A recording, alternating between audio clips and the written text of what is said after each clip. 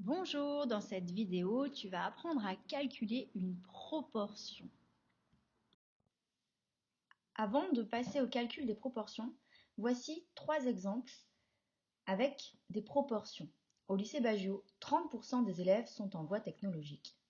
Les 3/4 des élèves du lycée Bagiot ont eu le bac en 2020. La proportion de filles au lycée est de 0,2. Alors, on voit que dans ces 3 exemples, la proportion n'est pas exprimée de la même façon. Dans un premier temps, 30% des élèves sont en voie technologique. C'est donné sous la forme d'un pourcentage. C'est-à-dire que si au lycée on a 100 élèves, on a 30 élèves en voie technologique. Les 3/4 des élèves du lycée Bagiot ont eu le bac en 2020. Donc là, la proportion est donnée en fractions. Et en dernière partie, dans le dernier exemple, la proportion de filles au lycée est de 0,2.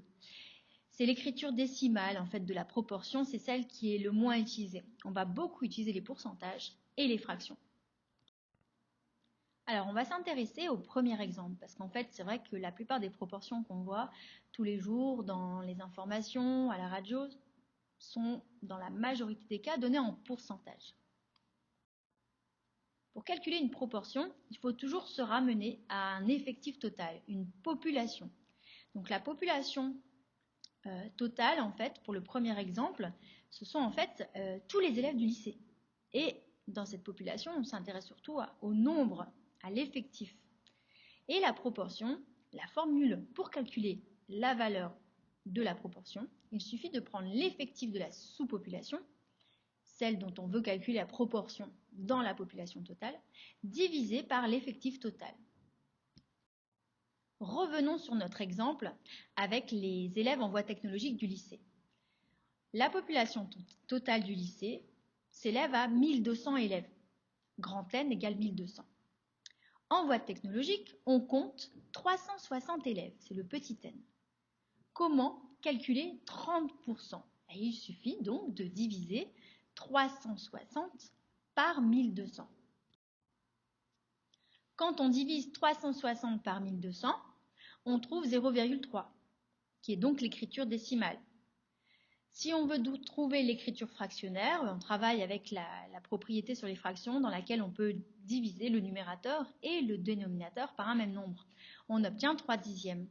Et si on veut convertir cette écriture décimale ou cette écriture fractionnaire en pourcentage, il suffit de se ramener à une fraction sur 100.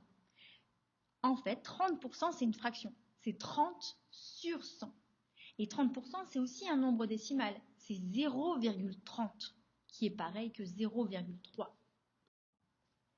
Donc on revient un peu sur cette notion de pourcentage. Quand on dit qu'il y a 30% des élèves au lycée, ça veut dire que si nous avions 100 élèves au total, on pourrait dire que 30 élèves sont en voie technologique. Alors on revient sur les deux autres exemples. Le deuxième, les 3/4 des élèves ont eu leur bac en 2020. 3/4, si je calcule cette fraction, elle a une écriture décimale qui est 0,75.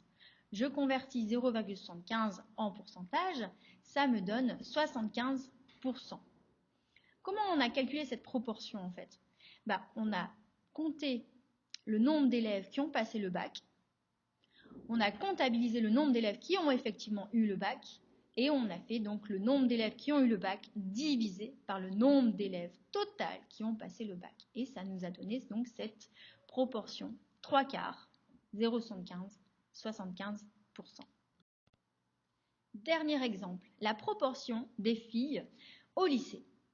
Comment calculer cette proportion? Et il faut en effet avoir le nombre total d'élèves au lycée. Si on reprend l'exemple précédent, allez, on arrondit à 1200 élèves au total. L'effectif total grand N est égal à 1200.